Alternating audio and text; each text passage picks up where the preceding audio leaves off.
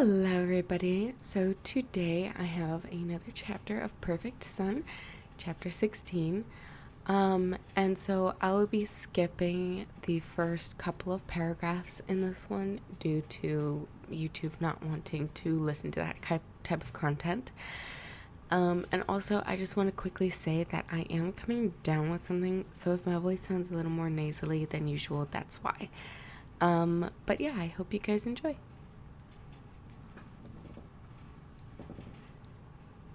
Perfect Sun by That One Guy with That One Ship. Read by Munchin on Munchico. Chapter 16. A Very Special Sun.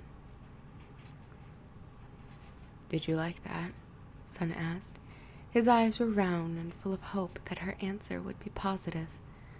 Yes, Sun. Your mother liked that very much. Sun smiled and leaned against her. Very, very much. Good, Sun mumbled. I was worried that Lily and Gladden were going to come between us, he admitted to her, still speaking to her chest. Lusamine smiled, knowing the other two could never hope to amount to Sun. She kissed Sun on the lips, and he returned her affection almost immediately. She could taste herself. I trust you. Thank you, Mother, Sun said, almost choking on the emotion in his voice. He was cut off as Lusamine leaned back, lying down with Sun on top of her. Sun laughed at the feeling of falling it simulated, while still being kept safe in her arms.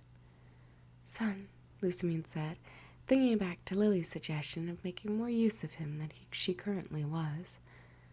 Would you like to work with me on some time? You mean with the Pokemon?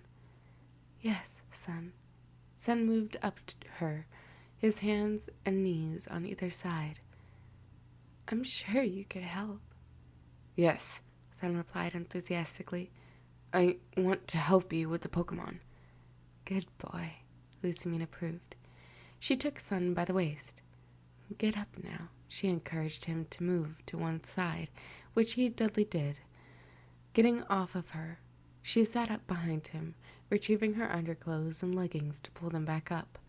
She felt Sun's eyes lingering on her, and loved it. Standing beside Sun, she saw his face was slightly red in the mirror. It didn't suit her.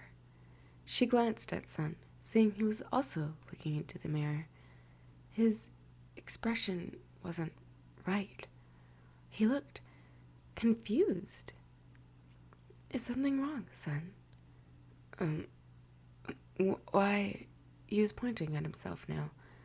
I don't normally look like this. What happened to me? Lusamine knew immediately. She moved in front of the mirror. Nothing happened, Sun. You've always been this way. Always. But, you're not my mother, are you? Lusamine's expression darkened significantly. She frowned at Sun. Sun, you're mine. Sun began, trying to decipher the truth from lie. Something had happened. He recollected a shard of himself. Then, just like that, it seemed to break.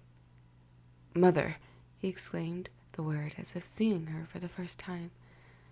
Sun, she said, and embraced him. Behind his back, her expression was one of sheer relief that he wasn't coming back together. It was a mere blip. The situation would have to be monitored closely, but there was no real danger presented by a lapse such as that. Or so Lusamine thought. Oh, he mumbled. Is something wrong? Headache. Sun clung to her like a lifeline.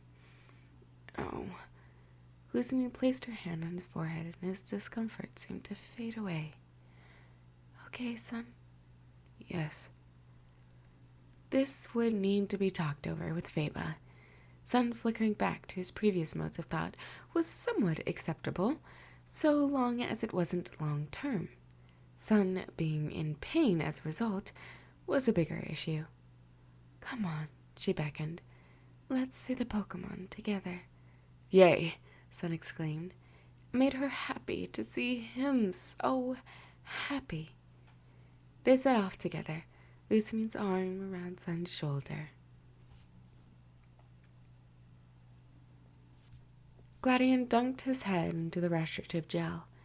It was an impressive invention and had been around for a little while. It was what had allowed the system of Pokemon battling to flourish. All Pokemon centers contained multiple basins of restrictive gel, which were used as receptacles for Pokeballs to heal the Pokemon inside. Every trainer the world over knew the healing jingle well. It worked just as well in humans, at least for surface damage.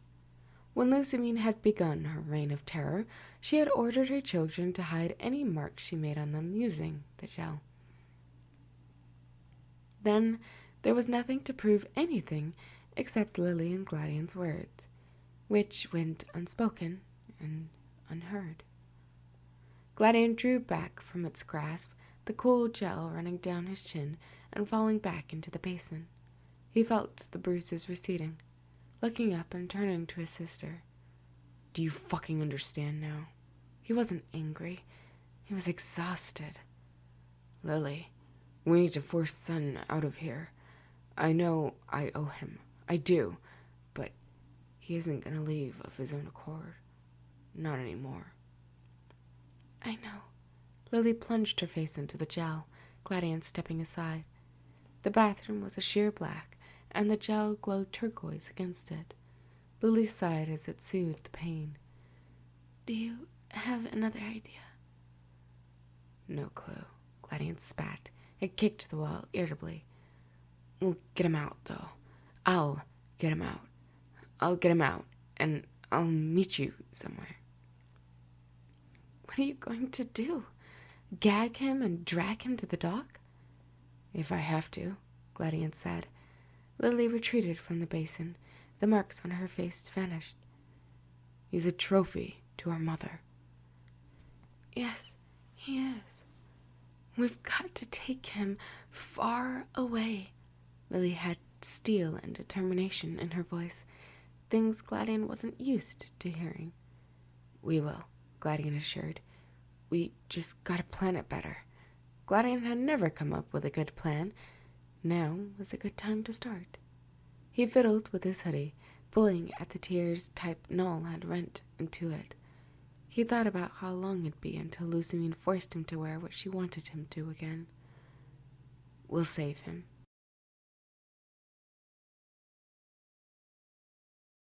So that was the end of chapter 16. I hope you guys enjoyed listening, and I will see you again next week with another chapter.